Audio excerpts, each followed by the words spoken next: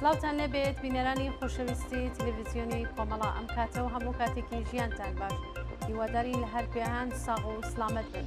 ئەمڕۆ چوارشەممە 18 مانگی گەلاوێژی 1402 هەتاوی بەرابەر لەگەڵ 9 ئاگۆستی ساڵی 2023 زاینی لەگەڵ هاوڕێیانی هاوکارم لە خزمەتتاندای بۆ پێشکەشکردنی گەشتی هەواڵەکانی کوردستان، ئێران و جیهان سەرەتا سەردێری گرنگترین هەواڵەکان.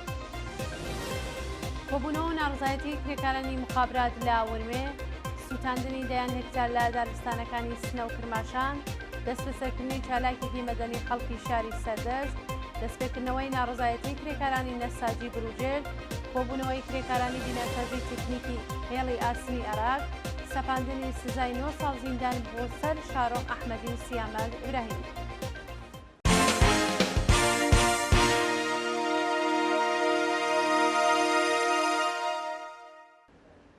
درێژی هەواڵەکان کۆبوونەوە و ناڕزایەتی کرێکارانی مخابرات لە ورمێ ڕۆژی سێشەممە 17 مانگی گەلاوێژ کۆمەڵێک لە کرێکارانی مخابراتی ورمێ بۆ جێبەجێکردنی داواکاریەکانیان لە بەرامبەر دەفتەری بەڕێوەبەری مخابراتی ئۆستانی ئازەربایجانی غەربی کۆبوونەوە و ناڕزایەتیان دەربڕی.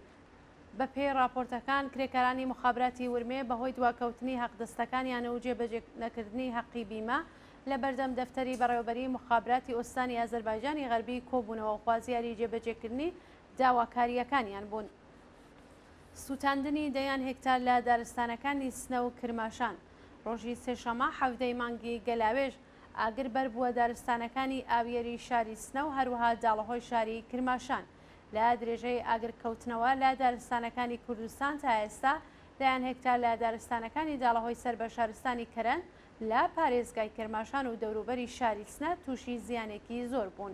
بە پێی هەواڵی گەیشتوو لە ماوەی چەند ڕۆژی ڕابردوودا ژینکە پارێزان و خەڵکی ناوچەکە وەکو ناوچەکانی تری کوردستان بە کەمترین ئیمکانات و بەدەستی بەتاڵ ئاگرەکەیان کۆنتترۆل کردووە. لەمبارەوە ناوەندە پەیوەندیدارەکانی ڕژیم بچووکترین یارمەتیان بەو خەڵکە نەگەیاندووە. دەست بەسەرکردنی چالاکێکی مەدەنی خەڵکی شاری سەردەشت ڕۆژی سێشەممە 17 مانگی گەلاوێژ رامین حسین نژاد ببورن حەسەن نژاد چالاکوانی مەدەنی خەڵکی گوندی سیسیەری سەر بە شاری سەردەشت بەبێ فەرمانی قەزایی لەلایەن بەکرەگیرانی ڕژیمەوە دەست بەسەر کرا. بە پێی راپۆرتەکان رامین حەسەن نژاد چالاکوانی مەدەنی خەڵکی سەردەشت بێ هیچ هۆکار و فەرمانێکی قەزایی لەلایەن بەکرەگیراوانی ڕژیمەوە دەست بەسەر کرا کە تا ئێستا هیچ زانیاریەک لەباری شوێن و هۆکاری دەست بەسەرکردنی ناوبراو لە بەردەستان نییە. دەستپێکردنەوەی ناڕزایەتی کرێکارانی نەساجی بروجێر ڕۆژی چوارشەممە 18 پوشپەر دوا بە دوای جێبەجێنەکردنی بەڵێنەکانی بەرپرسان سەبارەت بە گەڕانەوەی کرێکارانی دەرکراوی قۆماشی بروجێر بۆ سەر کارەکانیان کرێکارانی ئەو کارگای بەرهەمهێنان جارێکی دیکە کۆبوونەوەیان بۆ دەربڕینی ناڕزایەتی پێکێنا. بەوتەی نوێنەرانی کرێکارانی ناڕازی زیاتر لە 1000 کرێکار لەم کارگایە کار دەکەن کە نزیکەی 25 کەسیان کە تەمەنیان 18 بۆ 25 ساڵانە ڕێگەی چوونە سەر کارەکانیان پێ ناجرێ. بەڵام تا ئەم ساتە بەڕێوەبەرانی کارگاکە و بەرپرسانی شارەکە وەڵامێکی ڕوونیان بۆ ئەم داواکاریە نەداوەتەوە. ئەم کرێکارە دەشڵێت کرێکارانی قۆماشی بروجێر نیگەرانن لەوەی کە پرۆسەی دەرکردنی کرێکاران بەردەوام بێت و لە چەند ڕۆژی داهاتوودا شاهدی دەرکردنی کرێکارانی دیکەی گرێبەست بین. هەر بە وتەی نوێنەری کرێکاران ئێستا دەبێت بە ناڕزایەتی خۆمان بەر بەم کارە بگرین و خوازیاری گەڕانەوەی هاوکارانمانین بۆ سەر کار.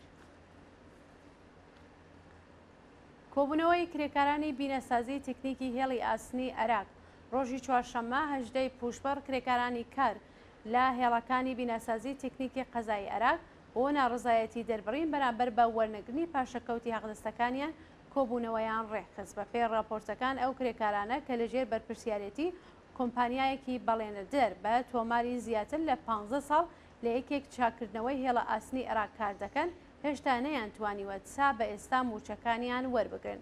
یەکێک لەو کرێکارانە ئاماژەی بەوە کرد کە لەم دۆخە ئابووریەدا نەدانی پاشەکەوتی حەقدەستەکان کێشەی بژێوی زۆری بۆ دروستکردن و دەشڵێت زیادبوونی حەقدەستەکان لە سەرەتای ساڵدا کاریگەری نەبووە لەسەر بژێوی کرێکاران بە ناڕزایەتی دەربڕین داواکاری جێبەجێبوونی داواکاریەکانیان بوون.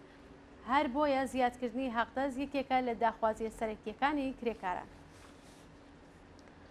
گیان لە دەستانی دوو کرێکاری فولاد لە شادەگان ڕۆژی سێشەممە 17 مانگی گەلاوێژ بەهۆی نەبوونی ئیمنی شوێنی کارد و کرێکار گیانیان لەدەستا. بە پێی راپۆرتەکان ناسنامەی ئەو کرێکارانە بریتیە لە عادڵ ئالبوغیش دانیشتووی گوندی معروکەی شاری شادگان و منسوور غەیبی دانیشتووی شارۆچکەی تاڵەغانی سەر بە پارێزگای خوزستان کە بەهۆی کەم و کۆڕی تکنیکی جەرسەقیل لە بەرزایی 5 متریەوە کەوتووەتە خوارەوە کە یەکێکیان دەست بەجێ و ئەوی دیکەش لە ڕێگەی گواستنەوە بۆ نەخۆشخانەی گیانی لەدەستا. لە سێدارەدانی 5 بێندکراو لە بەندیخانەی مەرەن لە شاری تەبریز ڕۆژی چوارشەممە 18 مانگی گەلاوێژ حکمی لە سێدارەدانی 5 بەندکراو لە زیندانی مەرەن جێبەجێکرا. بە پێی راپۆرتەکان ئەو بەندکراوانە کە پێشتر لە ساڵی 1401 بە تۆمەتی دەستدرێژی دەست بەسەرکراون بە ئیعدام مەحکوم کران. بەرەبەیانی ئەمڕۆ حکمی لە سێدارەدانیان جێبەجێکرا کە تا ئێستا هیچ زانیاریەک لە ناسنامەی ئەو سێ کەسە لە بەردەستان نییە. جێگەی ئاماژەیە کە لە یەک مانگی ڕابردوودا لە ئێران 61 بەندکراو لە سێدارەدراون. و دوایین هەواڵمان سەبارەتە بە سزای 9 ساڵ زیندانیکردن بۆ سەر شارۆ ئەحمەدی و سیامەک ئیبراهیمی ڕۆژی سێشەممە 17 مانگی گەلاوێژ لەلایەن لەقی 26 دادگای ئینقلابی تاران سزای 9 ساڵ زیندانیکردن بەسەر شارۆ ئەحمەدی و سیامەک ئیبراهیمی سەپێنرا. بە پێی راپۆرتەکان ئەو تۆمەتانەی کە خراوەتە پاڵ سیامەک ئیبراهیمی سزای 5 ساڵ و 8 مانگ زیندانیکردن و هەروەها شارۆخ ئەحمەدی بە تۆمەتی کۆبوونەوە و دژی ئاسایشی وڵات سزای 4 ساڵ زیندانیکردنی بەسەردا سەپێنرا. خۆشەویستان هەواڵەکانتان پێشکەشکرا هەر